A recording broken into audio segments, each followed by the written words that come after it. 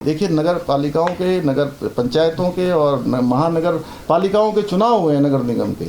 उत्तराखंड की जनता ने आईना दिखाया आपको। आपने कहा कि वहाँ केदारनाथ में ये सेमीफाइनल है जी, सेमीफाइनल में आपको बाहर कर दिया, तो आप लोगों को भ्रम और झूठ में नहीं फैला सकते। उत्तराखंड के लोग बहुत जागरूक हैं और पूरे उत्तराखंड के नहीं, देश दुनिया के अंदर जो उत्तराखंड के हमारे प्रवासी भाई बहन रहते हैं, सबके बधाई संदेश आ रहे हैं कि देवभूमि उत्तराखंड पहला राज्य बना है। सबको गौरवान्वित हो रहे हैं, लेकिन ये लोग कुछ लोगों को आगे करके अभी भी झूठ और भ्रम की राजनीति फैला रहे हैं।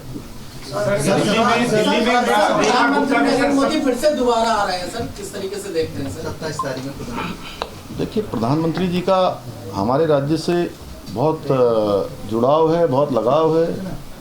उनके हृदय में उत्तराखंड बसता है और शीतकालीन यात्रा जो हमने इस वर्ष प्रारंभ की है, पिछले वर्ष से दिसंबर माह से, हमने 8 दिसंबर 2024 को ऊखीमठ के ओंकारेश्वर मंदिर से इस यात्रा का शुभारंभ हुआ है और इस यात्रा के अच्छे परिणाम आए हैं। आदरणीय प्रधानमंत्री जी ने भी उस यात्रा को प्रोत्साहित करने के लिए देश दुनिया का ध्यान हमारे राज्य की ओर आए, हमारी शीतकालीन यात्रा में आए और पूरे साल भर लोग आए, यात्रा आए। हमने उनको यात्रा के बारे में जैसे ही उनको बताया तो उन्होंने कहा कि मैं भी इस यात्रा में शामिल होना चाहूँगा और वो मुखवा आ रहे हैं, उसकी तैयारियां चल रही हैं। और वो जब भी आते हैं, चाहे वो भारत के पहले गांव माड़ा गांव में आना हो, उनका इन्वेस्टर समिट में आना हो या आदि कैलाश की यात्रा हो, हर यात्रा हमारे लिए बहुत सुखद होती है और पूरा उत्तराखंड हमारा दुनिया के नक्शे में आता है, देश के नक्शे में आता है।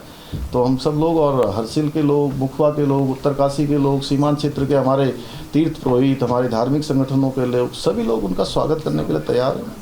माननीय सीएम साहब, 2025 और 2026 का बजट जो है गरीब, युवा, अन्नदाता और नारी सशक्तिकरण के लिए है।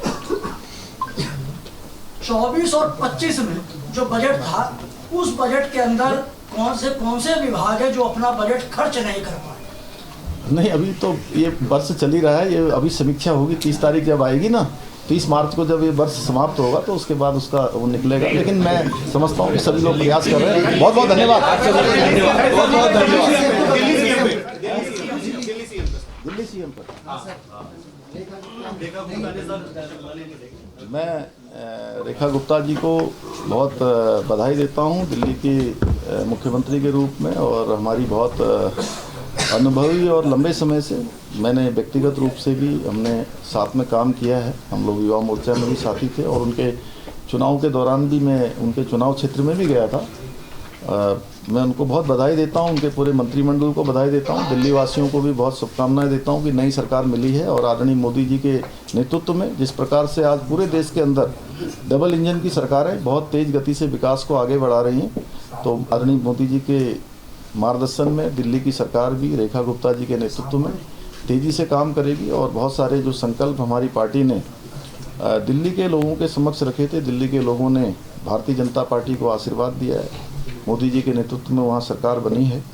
मेरी बहुत शुभकामनाएं हैं देवभूमि उत्तराखंड की ओर से, सभी देवभूमि उत्तराखंड के नागरिकों की ओर से।